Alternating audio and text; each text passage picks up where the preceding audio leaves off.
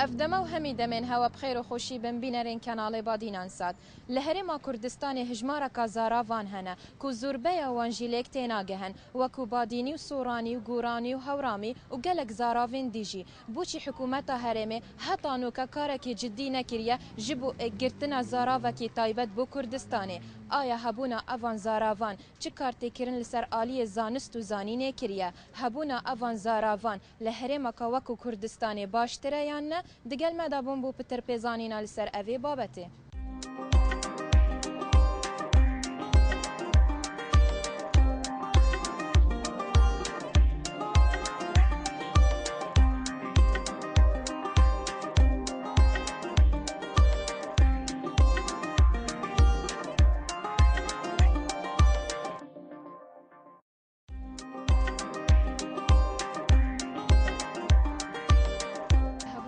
زاراوان لهرما کردستان و کوی بادینی و سورانی و گلک زاراوین دیجی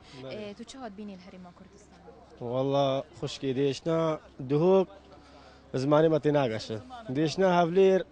زمانی ما تناقش مش این تو زمانی زمان ام بخو گورانی زمانی ما گورانیه دیشنا سلیمانیش دیشنا ما زمانن دیش بوتا گلک آریشه درست کریه گلک زحمته يعني هندي بيجي زحمته باش ابوچی هتانو که يعني تحول بزاوت خونه كرينكو زمان ديجي بزاني او جي همي كردينا والله عندك نشم عندك زحمته ابو من ايش برشت نشا يعني اگر شي والله هر الكلك شي ما وناف قوران هذا تشري وقصروك و زمان دي مو زحمتن هبونا قالك زرافان لهرما كردستاني تو تشاود بين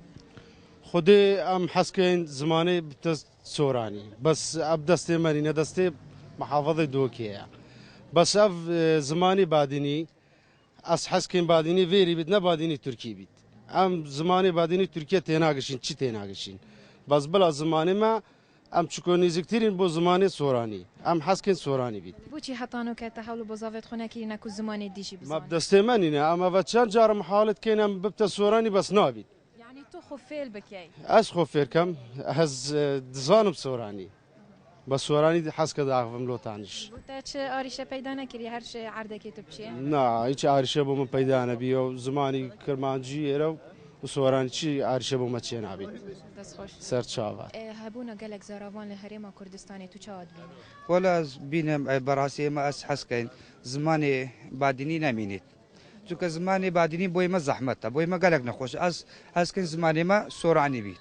چونکه ما سوراني زيد ليتي دغشين بوي ما آسان ترى وبوي ما باش ترى باشا تو خينتكاري يان چه شوف بلي اسقين كارم چه زمانت خينن باديني سوراني بادينيه تنا بيني كارتي كرن قالك تأثير الوقت كتنسر آلية زانست وزانية بله چونکه ما او براسي ما تناقشين لو زماني بادينيه اگر سوراني بيبيت بوي ما باش ترى سوراني زيتر تيرغشين اما زمان من بزورتي بولاي سوراني رسيد باشه بوچی هتانو که تحول بزاوت خونه كرينكو زمان ديجي بزاني نبس سوراني وقوراني اي بخوي ما اما از بخو از گورانی اما از بما خوشتر اما زمانی سورانی براسي بما خوشتر بوي ما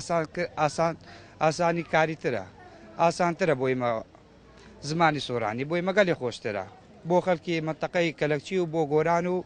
بو منطقه قال قصروك وتشرا وبردرشو وانا ما قال حسكي زماني ما وكتاب ما حز لكين سوراني بيت جبر او بو زمان بو جبر كردن سوراني زيتر ايما لبري لكين نوك بادينيه زماني زحمتها يعني ما نشين زماني وام بخينين يام تناقشين زماني باديني اس حسكن سوراني بيت ام قطابيان خر حسكن زماني ما سوراني بيت برشنك حسكن زحمته بو زماني والله بادينية زحمة بس سوراني لا از حسكن شراقة سوق شيخان خربته زماني سوراني باديني بتشكي زحمة بو قطابيان خرهم باش بوچی تحول بزاوت خونه كرينكو زماني ديجي بزاني والله ما يتقرانا زماني وايد قرانا بس سوراني بو مخر اصلا ترى هبونا قالك زرافان لهرما كردستاني وكو باديني وسوراني وقوراني وهورامي قالك زرافين ديجي تو شاد بيني يعني تو شاد بخودي ما هر عشيرة أكثر زماني خو هر منطقة أكثر زماني خو قصة بكت باشترا أم بيجوا نيجينا أم عايدة مثلا بادينان دبيد لسر قصة بادينان قصة بكين سوراني احتمال آسان تربيت باش تربيت سهل تربيت بس أم باديني دبيد باديني بيت باشا وقتی تو چه دهوک منطقه دهوک چه بوده آریشه پیدا نکریه؟ خير عادية يعني أول تتجهن طول وان تجهن شهوتين أقم السۆرانی تێدگام بادنی تێدگام ینی هەرتوکە بزانی باشە خراپ نییە عیبی نییە.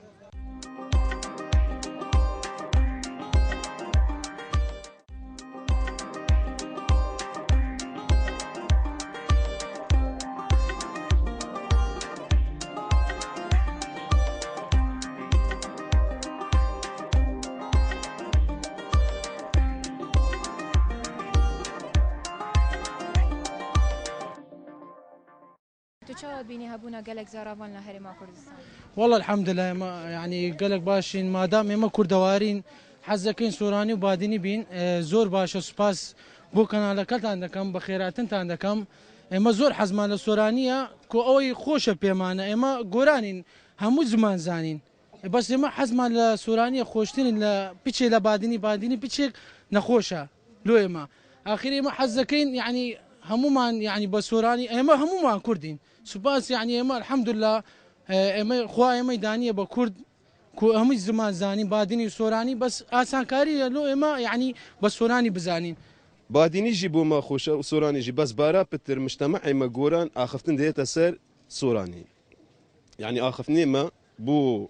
سوراني بو باديني جي امشين باغفين يعني ما بشاكو في الكريا بس وكي بارا بتر وكي مجتمع سوراني بيخوشتره چنكي سر جورانيا فيريجي ام جارك هادي ام مغدورين چكي ام نسوراني نبادينينا فيغافي ام وكي مجتمع وكي جورانتي نسورانين نبادينينا بس جورانا اب خود فيها زارا وك درستاي بيت ان سوراني بيت ان باديني بيت بو مجتمع بو خركه ساكي دي بو ما خوشتر بيت تش سوراني بيت تش باديني بيت بس وكي ام وكي مدفيت فيغافي مجتمع يعني ناحيه كلكتي بارا بتر ورخيص سورافا تشيت نبو باديني بو بادينيش امشي خوب علمني خو فيركين بس بو ما بيخوشترا سوراني خدي بو بلي هي بو مدرسه فيغافي قالك بتشكي ما يعني قالك ويديت كان بو وقت تشنا مدرسه هندجا مثلا اخذني توان درس توان سورانيه بيتا باديني هندجا بادينيه بيتا سوراني يعني فيري بو زاروك بتشك نخوشه هبونا قالك زاراوان الهرما كردستاني چكارتي كيرن كريال سر آلية زانستو زانيني چل دفرين سوراني عن دفرين باديني ودي دفر ما منطقي كي قرانتيا اوش عشيرتي كي مزنا يعني كوملكسه قالك زورن فيرا دا نشتينا اصلا اب منطقه دا شيخان بيدا هرا حتى دمزي خر قرانتيا يعني كاتو كتيا غير ملاتي بس زور كما يعني تبلاتي تجماردن ونفرق قالك زورن قران يعني ما وكو سوراني وباديني زمان وقت دا مدرسة كتاب تنسين بو زاروك بو بيشكما هم حس كم زمان قرانتيش تدا هبيت بو چي تدا هبيت زمان قرانتيش اگه تدا هبيت اما وقت بيشكما دشنا دهوك محافظة دهوك قالوان دا اخذن خلكي دوك باش دوان تينا اگه اگه منطقي دوكيش كتاب قرانتي بوفان بيت مدرسة وانش يعني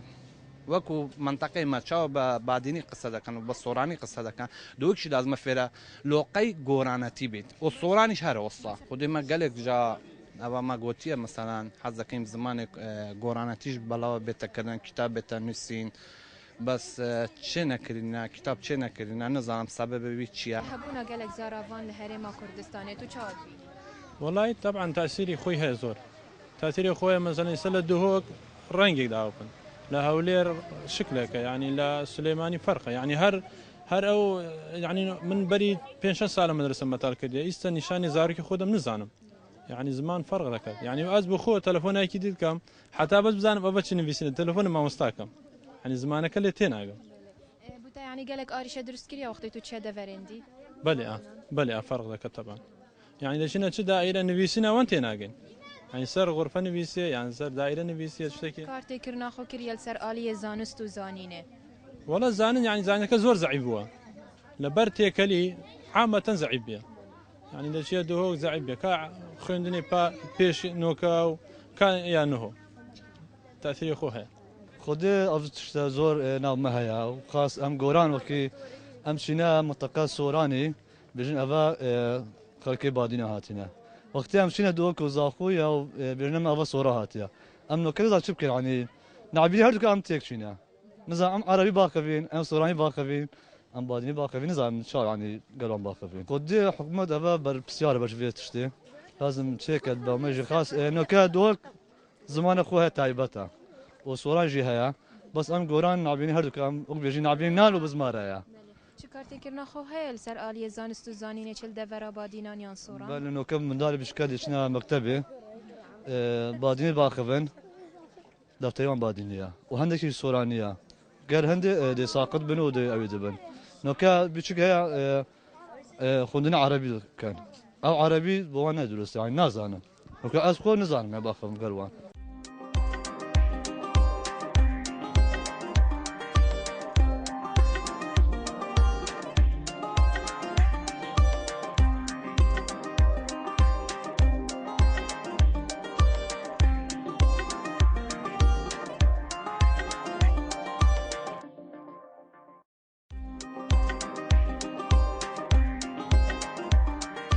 بەڕاستی هەر منتەقەیەک زمان خۆی لەکەی نشرینە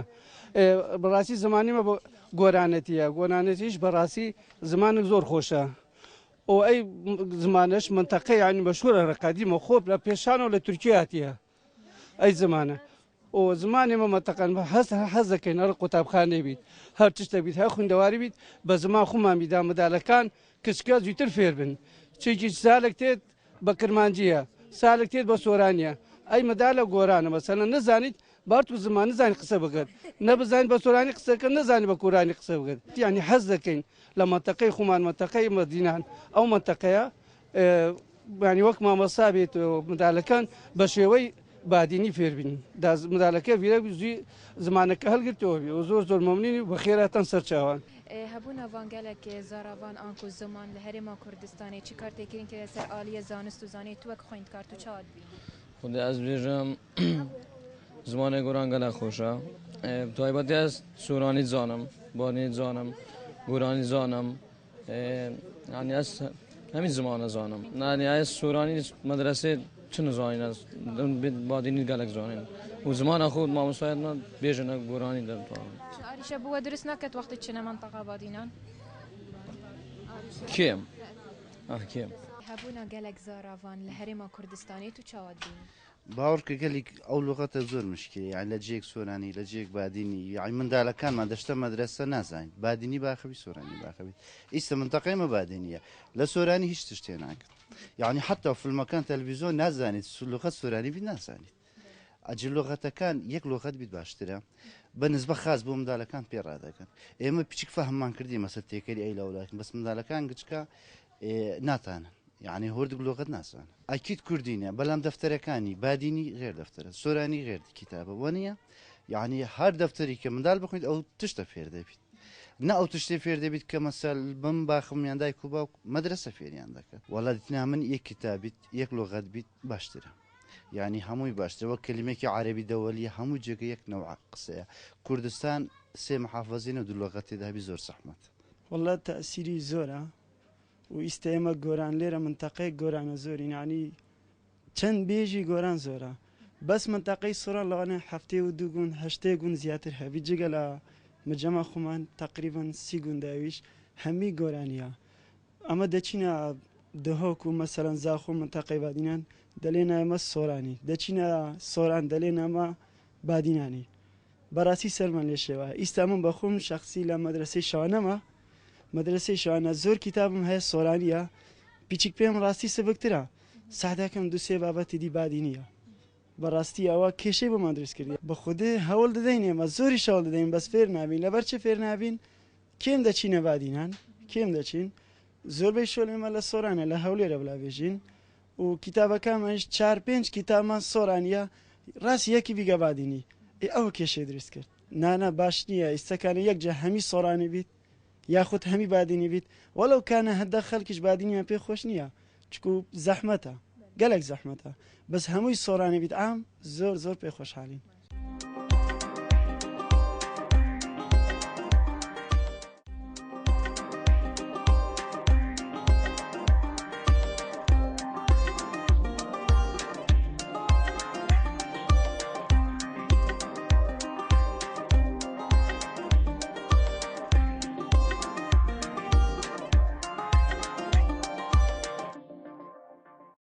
هبونا قالك زاراوان لهريما كردستان بديتنا تباشا يعني ناخير تكم خر قطاب خانين وكاخرك زمان وان واشتياك نينا صوراني وباديني ام حاس كان بتا اك زمان تشترك وبتا دو زمان يعني حتى قطاب خانه جيناش تخر تشتاج بربكات تكم دو زمانن زمان وان قالك جيران بتا زمانه كي مروف زاني تشتكي مثلا بيش خوب خيني تشتكي مثلا هزراود منيت مثلا تو باديني خيني صوراني شجريت دايا اويت خيني اويت الخراب تربيت يعني قالك تشتن نكان تأثير أخو كريا قالك ناشي مثلا أصبادني تجبر كم صراي ناشيم جبير كم أي جبير كم يادي جبير أمتيت قالك تشتري أميت خازين بومتي كان خركي وكياك جيبين ناشي تشتكي جبركين مثلا قالك درزي إنجليزي ما قالك رانا بيركاري ما نو كم مصاي ما خركي بدل بويا قالك يعني حكمة قالك تشتري غير كريا أميت حس كان خركي بتا ياك تشتا تشتريش كوب كي ندو تشتا دا قطاب خاني بخوب شيت بريفاتيت قالك أري شيء هاي قالك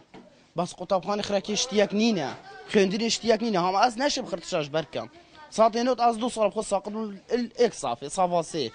ساقط بوما نشب خرطشاش بركم هبونا قالك زاراوان لهريما كردستاني تو تشاود بين بخير كشكي بخيرات انتانكم براسي هبوني قالك زمان لا دفر كمان لسوران وبعدينان ومسي مش بخمان عشيرة قورانين همي كردستان بهموي بفتاك زمان باك زمان قصة بكن بو همو مالك تبغين تشترا اسي ما بخمان لخندنجاي كلاكشي زمان من غورانيا ولا لهجه خندن قطابيه كان من بعدينيا بو هيش لهجه كتناغشن بو همو كردستان قطابيه كان قطابي كردستان باك لهجه بخينو باشتر بو همو استفاده اللي ممكن اسل لولا بردرشو سوراني دخينن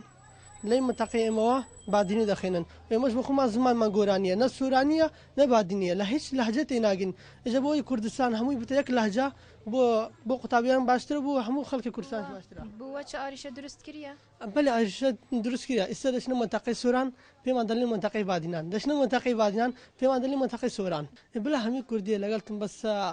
اما لاين روشنبيري وتشنزار حول ما داك زمان من كزمان قطابيه كان باك لهجه بيت خندن بوي قطابيه كان ليتي بغن تشي بعدني بيت سوراني بيت وين اسان كاري بكن بلا حتى اسا لا سنتر ولا لاين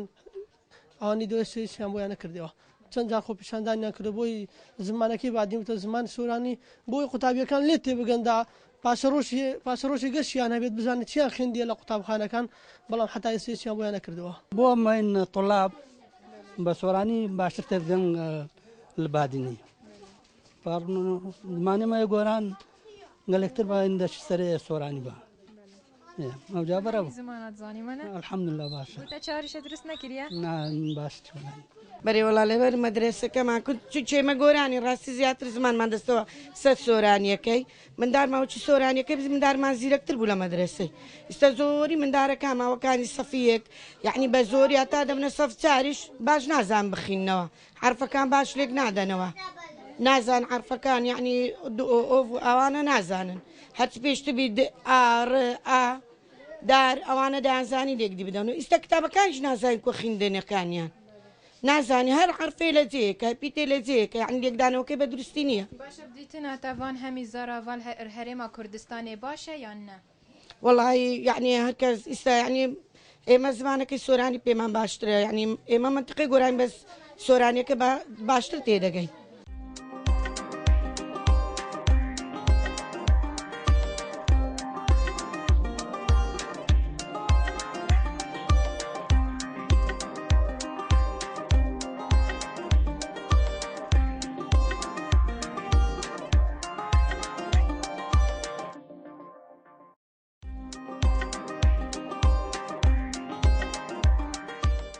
لگلک ولاتان هبونا هجمارا کازاف جزاراوان بکارکی ساخلم و باش ددنا دیار کرن جبرکو او ولاتنا گرنگ یکا باش ددنا وان زاراوان لی مخابن لهرما کردستانه حتی نها او پیتا دام به اوی بابت نهاتیه کرن لورا دبینین لهرما کردستانه وکو بازارک قربالغ لهاتیه کس جی کسی تیناگه هیتن حتی هفتیه کادیو بابتکی دیج برنامه دربرین بمینن دخوش یادا